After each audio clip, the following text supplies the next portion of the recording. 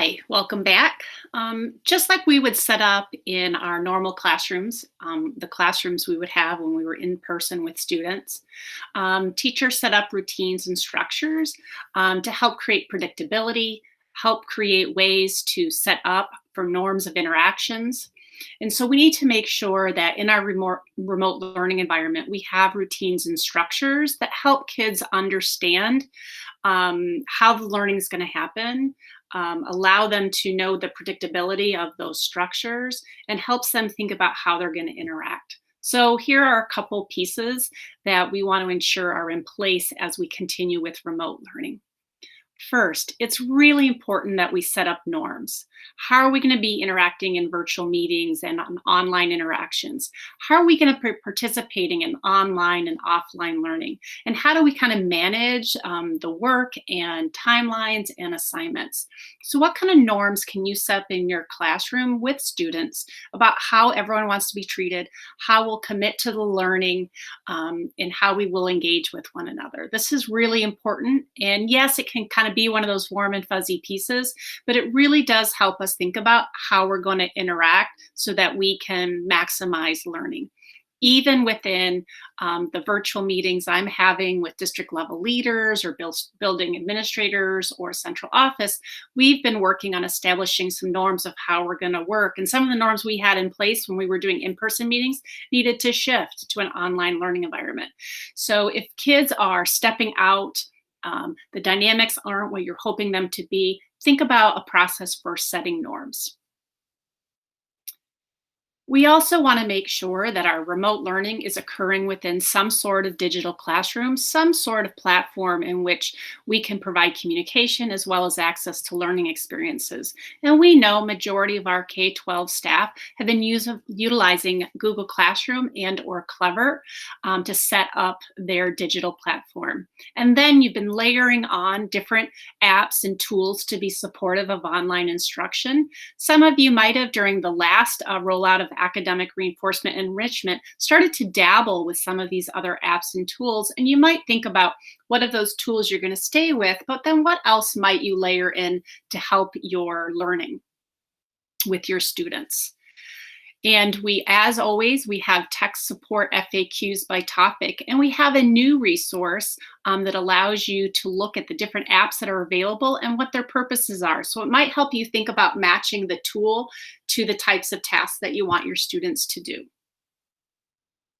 We also want to make sure that there's predictability in what a week might look like for a student as they and their parents plan their participation and their engagement.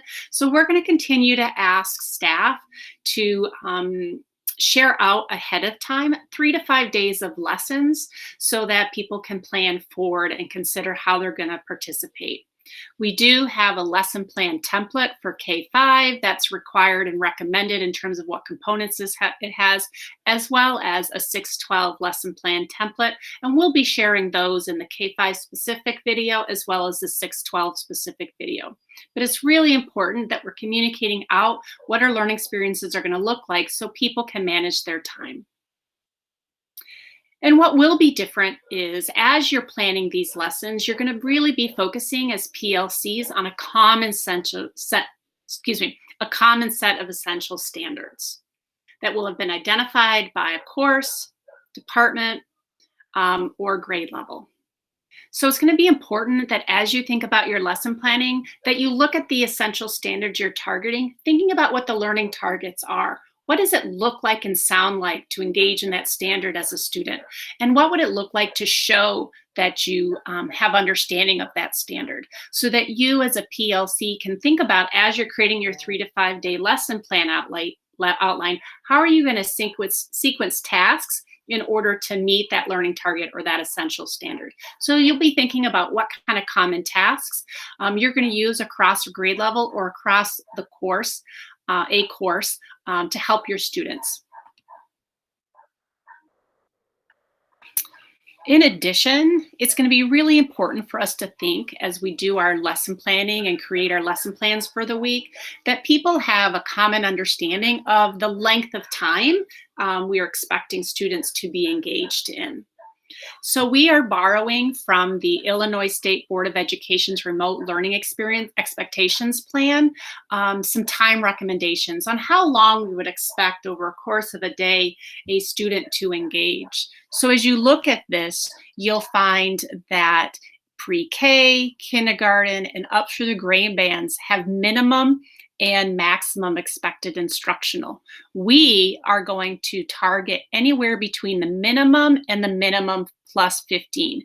So an example of that would be in the grade 1 through 2 grade bands, we would be targeting instruction for 45 to 60 minutes.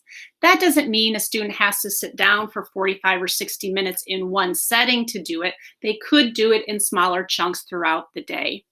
And for secondary, as we look at 9th through 12th grade, for each class that a student has on their schedule, the expected engagement time or participation time would be between 20 to 35 minutes. And that's across within each class. So total, they will have a minimum of about 120 minutes to 180 minutes of instructional time across a given day. All of those minutes are not live sessions. We'll talk more about what your instructional lesson plans in terms of thinking about live and non-live sessions might look like. We also, as we go into the K-5 and 6-12 specific videos, be talking about what a week might look like for elementary and what a week might look like for secondary.